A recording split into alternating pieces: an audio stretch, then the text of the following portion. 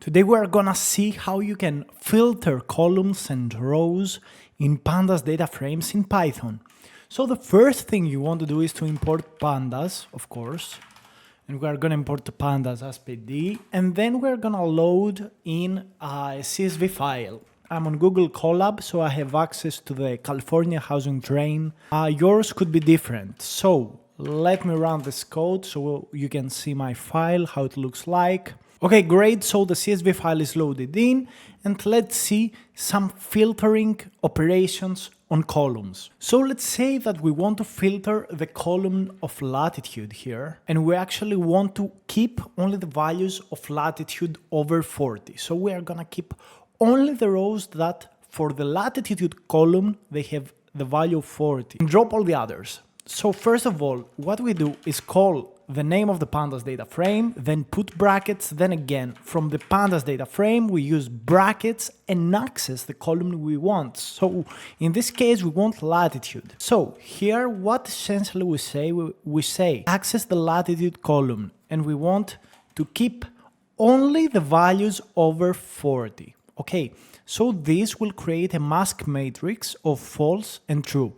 And by calling this back on our file, what it will do is only keep the rows where the latitude is over 40. So let's print it out. Boom. And as you can see, from the 70,000, we go to only 338 rows. And we can see that for each row, the latitude is over 40. So this is one of the filtering operations that you can do on numeric or integer data. The next one will be a little bit more complex. So for this case, we want a data frame where we have string value. So I have one already made. You can see it here and copy paste it on your code. And what I'm gonna do is like run this code and see, let's visualize this data frame.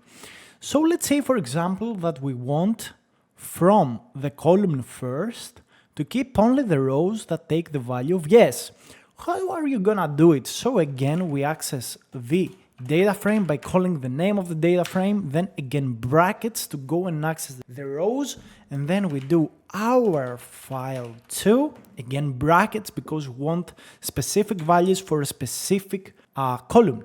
So what we do here is for the column first, and we're gonna call it here like a string, we want to keep only the values that take the value of yes. So if this column is in, and then we put a list here that's called yes. So if this column takes the value yes, and it can take multiple values. So for example, if we want to keep also the rows that take the value of no, we can use in this list, because this is a list, we can also use the value of no, the string no.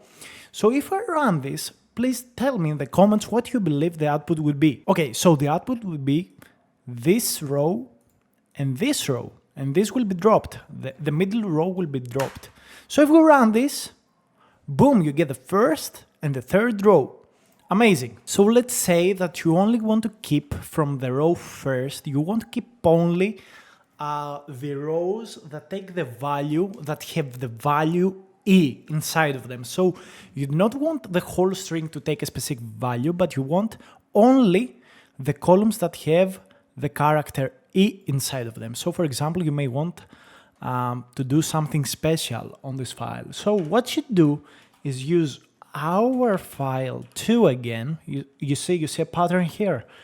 What you do is use our file 2 again, brackets, because we want to access specific stuff. And then again, we use and access the column first. So that's pretty simple. And then after that, we call the str method and then contains. So essentially what we do is we get from the str the method contains. And in the method contains, what you want to do is just put the character. So what we ask is for each row and element of this column, we want to access each string and see if it contains the value of v. So which rows of the first column have the value inside of them? Correct, the first and the second. So this code will output the first and the second column. The first and the second row, sorry, and all the columns. This is amazing. So we've seen how we can filter data using a list of values, using a specific character, and also using some numerical comparison. This is absolutely amazing. So this is great. So now let's suppose that your data frame has also an index. So let's set up our file2 to have an index. So our file2, what we do is set underscore, call this method index, and then what we do is we are going to set the first column as an index, and we are gonna do it in place. So if you have an index on our file2 or your data frame, let's see how you can use it. So okay, we already have the index set up. So okay, we're gonna print our file2, and you see this time the first has become the row index. So how can we filter using the index? First of all, I'm gonna do something very simple. I'm gonna call our file2.filter. This is a new method that we are gonna learn, and I want only to get the second column. So if you only want to get the second column out of your data frame, what you do is use filter, and in the items, put in the list only the name of the second column. So boom! Here you see a new instance where we have the previous data frame, but only with the second column. Now, this code is equal to the code I'm gonna write here. So this is equals to the axis equals to 1. Axis equals to 1 mean that the item is gonna use on the column. So we say that these items are in the column. Now, if we only wanted to select using the rows and specific values that the index takes, what we do is take this code, okay, and in the items, let's say that we want the yes, so we want only to keep the first row. And we are gonna turn also the axis equals to 0, so we do a search using the rows. Let's check this out. So now we have only the first row, which takes the values of yes, so we filter out everything else. And we return also the other two columns. Amazing. Isn't this really, really amazing? Now, let's say that we have our file2, and we want to filter like we did in the previous section, where we want to filter by using a character here. So we can use the attribute like, the argument like, and equal it to a character. So again, we want to use axis 0 because we want to do this for the rows. So if you only want to keep the rows that have a character E in their index, what you can do is use this argument here, like equals E, axis equals to 0, and if we run this, we will see that we keep only the first and the second row. And you see it here, yes contains C, maybe contains C, but no, this index does not contain E, so it's dropped from the data frame. Amazing, right? After I finish this video, go back and review everything that I've shown you. Now, let's see another beautiful method that I like to use, and I usually use this method. So let's say that we want to access only the second column. What you can do is use the name of the data frame and brackets, and then you have the column name. Boom. And here we are gonna get the output of the column name. This will be a Pandas series object. And I'm not gonna go into what a Pandas series object is, but essentially it just refers to a column of the dataset. Also, you can see here that using this method, the index is also returned into the series object. And here, the name of this series object is second, the data type is object, and we also have the first, the index essentially, and these are the values that this column has. So essentially, it is this part of the code you can see here, this small part. Now, let's say that we want to access our file too and just take the rows that take the value of yes. So we want the index yes. So from the rows, we're gonna select the first row, and we also want to keep now the second column, which is named third. So if I call this, we will get the first row. Okay, so I made a small mistake here. You want to use the attribute loc.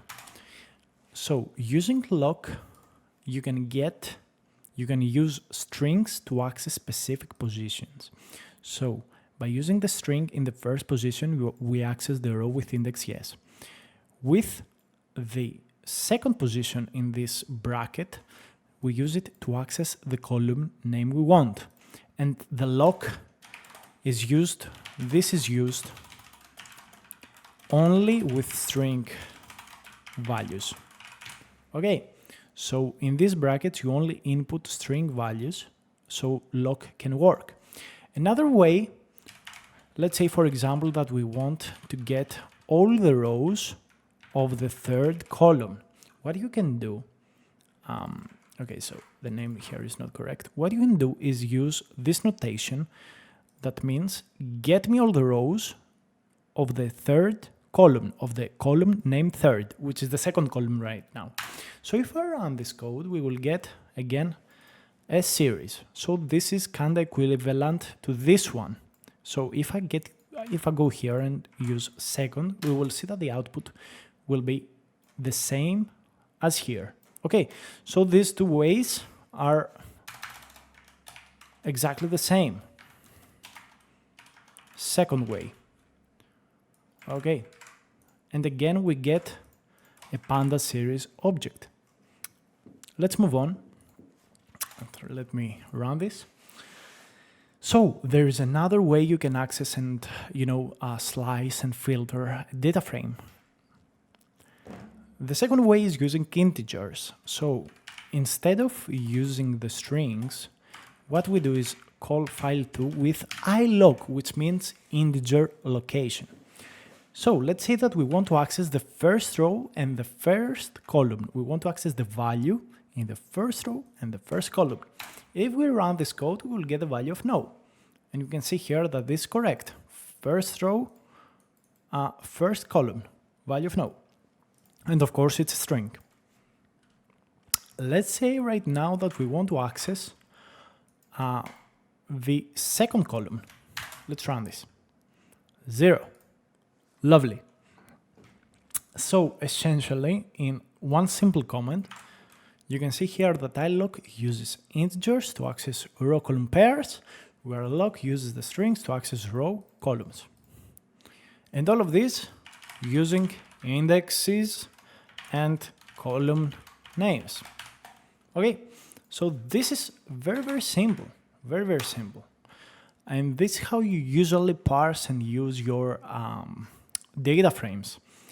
In most cases, you are gonna use your data frames using this method, using iloc and loc, and only if you want to filter out data, you are gonna use methods like filter and all of this stuff up here.